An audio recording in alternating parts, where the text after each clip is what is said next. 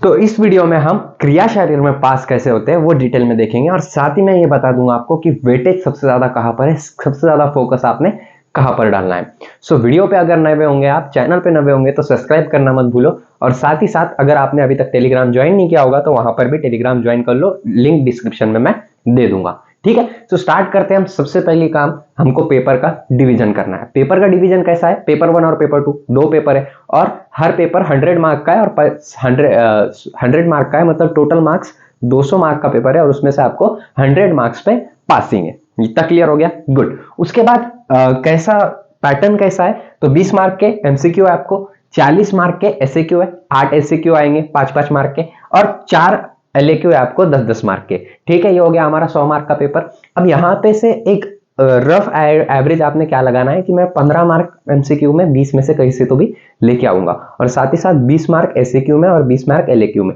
अब वो कैसे आएंगे मैं बता देता हूँ आपको। ना एक भी एलएक्यू नहीं छोड़ना है और ना ही एक एसएक्यू छोड़ना है, पूरा अटेम्प्ट करना है, पेपर पूरा अटेम्प्ट करना है। ठीक है, अब एक बात याद रखो, 15 मार्क आपको एमसीक्यूज में आ गए, 20 मार्क एसएक्यू में आ गए, 20 मार्क एलएक्यू में आ गए, आपको 55 मार्क मिल जाएंगे।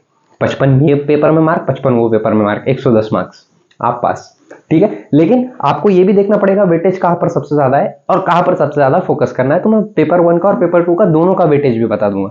ठीक है, उससे पहले की बात कि आप यहां पर एसएक्यू के लिए कितने पेजेस लिखना है, तो 2 pages SAQ short answer type के लिए 2 पेजेस लिखना है और साथ ही साथ एक श्लोक डालना है, कंपलसरी है, फिर तभी जाके आपको 3 मार्क मिलेंगे। ठीक है, उसके बाद एलएक्यू में 4 पेज लिखना है और एटलीस्ट 2 श्लोक डालना है। हो गया, समझ में आ गया, गुड। और पॉइंट वाइज कंटेंट लिखना है। ये पेपर 2 में भी वैसी है और पेपर 1 में भी ऐसी है। अब पेपर 1 का वेटेज देख लेते हैं, वेटेज सबसे ज्यादा जरूरी है। तो जो 3 दोष है पेपर 1 में, पेपर 1 की बात कर रहे हैं, 3 दोष है, वात पित्त कफ, बहुत बहुत बहुत ज्यादा जरूरी है। ठीक है, एक एलएक्यू फिक्स वात पे आएगा या फिर पित्त पे आएगा या फिर कफ पे आएगा, फिक्स है। ठीक है, गुड। और एक एसएक्यू फिक्स आएगा वात पित्त कफ में से। ठीक है, समझो एसएक्यू वात पे आया एग्जाम्पल के तौर पे, तो पित्त पे एलएक्यू आ जाएगा, ऐसा आगे पीछे कर लो उसको। ठीक है, उसके बाद देख लेते हैं हम वात पित्त कफ और क्रियाकाल। ये याद करना ही है आपने, पूरा 3-4 भी पढ़ाया हुआ है मैंने, चैनल पे जाकर एक बार देख सकते हो, आप विजिट कर सकते हो। और एक भी चीज नहीं छोड़ी है मैंने, ज्यादा नहीं, आपको 1.5 घंटा लगेगा और पूरा ये 26 मार्क आपकी क्लियर हो जाएगी। समझ में आ गया, तो ये 26 मार्क का है, वात पित्त कफ और क्रियाकाल। बहुत ज्यादा है 26 मार्क और बहुत कम है पढ़ने के लिए ये चैप्टर में। ठीक है, तो यहां पर ज्यादा फोकस डालो पेपर 1 के लिए। उसके बाद प्रकृति, आहार और अग्नि बहुत ज्यादा इंपॉर्टेंट है। प्रकृति में से एक एलएक्यू फिक्स, वात प्रकृति एक्सप्लेन करो, पित्त करो या फिर कफ करो, फिक्स मतलब फिक्स। ऐसा एक भी साल नहीं हुआ है कि प्रकृति पे एलएक्यू नहीं बनाओ, ये साल भी फिक्स बनने वाला है। आहार पे एक एसएक्यू बनने ही वाला है, फिक्स। ओके, सो आहार, प्रकृति और अग्नि ये 20 मार्क का है। ठीक है, मतलब 2 एसएक्यू और एक एलएक्यू यहां से बन जाएगा, यहां से भी 2 एसएक्यू और एक एलएक्यू बन जाएगा। समझ में आ गया इतने में? ओके, 20 और 20 और 26 कितने होते हैं, 46 मार्क्स यहां से बन गए आपके। उसके बाद की बात कर लेते हैं हम फिजियोलॉजी ऑफ होमोस्टैसिस। क्या ही है फिजियोलॉजी ऑफ होमोस्टैसिस में, कुछ ही नहीं है, एकदम आसान है। ओके, नीट पे जितना पढ़ा था ना उतना ही पढ़ना है, यहाँ पर थोड़ा बहुत इलैबोरेट करके आओ बस। उसके बाद रेस्पिरेटरी सिस्टम और गैस्ट्रोइंटेस्टाइनल सिस्टम।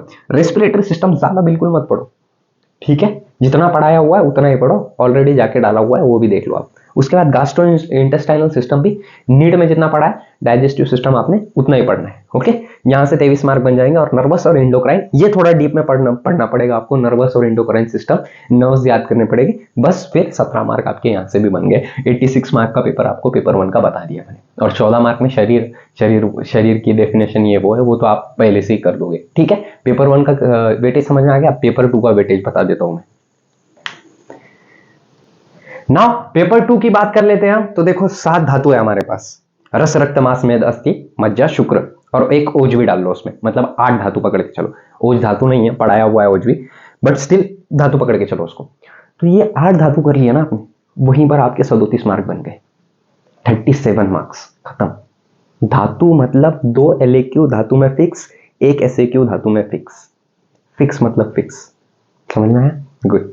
उसके बाद आश्रय संबंध है आपका, वो 2 मार्क का या फिर 5 मार्क का आ सकता है, या फिर वो एलएक्यू एसएक्यू नहीं बनेगा उसका, सिर्फ एमसीक्यू बनेगा। तो आश्रय संबंध एक बार देख लेना है, 5 मिनट का वीडियो है, जाके देख लो। ओके, उपधातु, स्तन्य, आर्तव, त्वचा, तीनों भी पढ़ाया हो, वो भी जाके देख सकते हो आप। और बहुत इंपॉर्टेंट है ये उपधातु, इसमें से एक LAQ नहीं तो एक SCQ फिक्स बनना है। आर्तव तो 100% आने वाला है, 100%। ठीक है, आत्मा, मल और इंद्रिय, ये इतना पढ़ लिया आपने तो 23 मार्क, मतलब यहीं पर आपके 60 मार्क बन जाते हैं।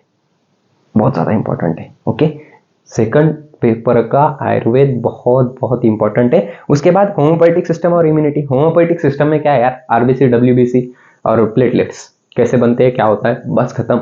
और इम्यूनिटी, इसके 18 मार्क। इम्यूनिटी तो बचपन में ही पढ़े हुए, इनेट और वो वाली। ठीक है, उसके बाद की बात कर लेते हैं हम कार्डियोवास्कुलर सिस्टम की।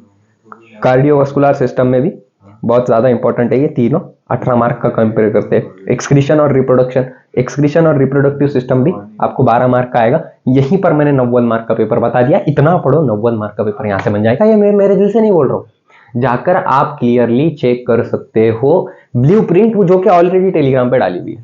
ठीक है, समझ में आया? So thank you so much, have a great day. I hope आपको सारी क्लियरिटी आ गई होगी इसमें, और आप ज्यादा से ज्यादा स्कोर कर पाओ, इसलिए मैंने ये सिंपल ट्रिक्स आपको बता दी। Thank you.